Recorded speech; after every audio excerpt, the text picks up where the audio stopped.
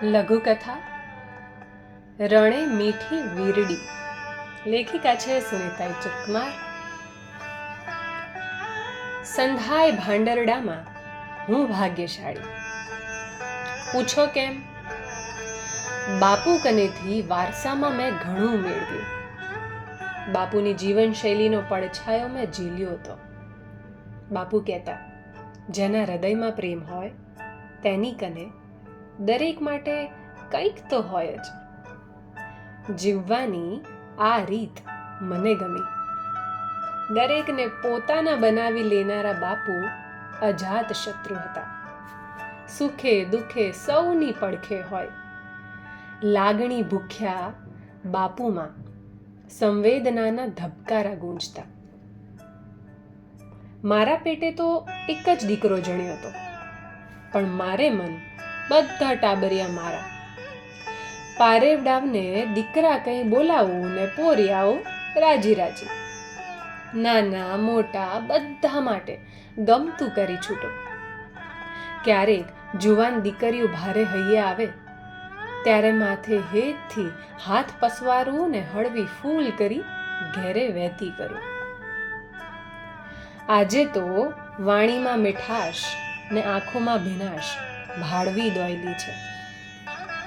ગગો ભાંડરડાના પ્રેમથી વંચિત ન રહે તેવું હવે તો ભગવાનને લાગ્યું હશે.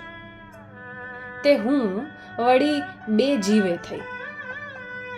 સારા અવસર તો 3 દાણ આવ્યા હતા, પણ ત્યારે પ્રભુને ન ગોઠ્યું, તે લલાટે ન લખાયું.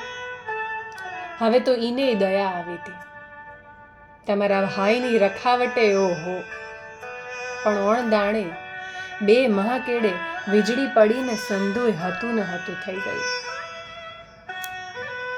બાપુ કહેતા હતા કે લાખ પ્રયત્ન છતાં જેમાં સાંગો પાંગ ન ઉતરાય તો સમજવું કે ઉપરવાળો જે કરે તે ભલા માટે.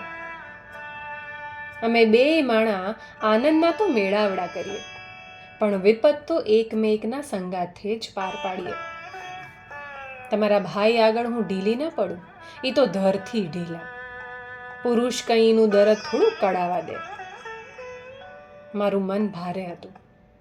દાડા વહેતા ગયા, પણ મને હળવા થવાનું એ કંઈ ઠેકાણું ઢોકળું ન દીઠું. એવામાં એક મધરાતે અમારી ધરમની માનેલી બેન દેશમાંથી ઘેરે આવી ચડી ને કહેવા લાગી, આમ ન થવાનું થાય તોય માની જણી નથી એટલે વાવડીએ ન પોગાડ્યા બસ ને. મારા ગગાને માથી વિશેષ સાચવનાર અમારા જૂના પાડોશી એટલે આ ભદ્રાબેન તમારા ભાઈને રાખડી બાંધે. બહેનને જોઈ મને ગળે ડૂમો ભરાયો. મારા માથે હાથ ફેરવતા બેન બોલી, જો બટા. બેન આગળ કંઈ બોલે તે પહેલા જ પોતીકો સ્પર્શ પામતા હું ધ્રુસકે રોઈ જ પડી.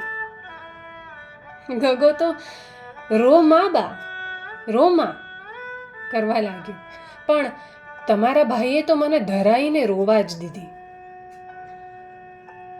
અચાનક ગગાએ એના બાપુને સવાલ ધર્યો, હે બાપુ, આટલા દીથી તો માને કાંઈ નહોતું ને અટાણે ક્યાં લાગલી માંડી રોવા? એ બોલ્યા, બેટા વાદળીને હૂંફ મળે ત્યારે જ વરસે. ગગાને એમાં શી ગમ પડે, એ તો રમવા જતો રહ્યો. પછી મને સંભળાવવા એ હળવેકથી બોલ્યા, હવે તો આખા ગામને પડતું મેલ ગાંડી. ઝેરના પારખા તે કંઈ હોતા હશે. એને કોણ સમજાવે કે વાસ્તવિકતાનો વસવસો તો ભ્રમથી જ ભંગાય.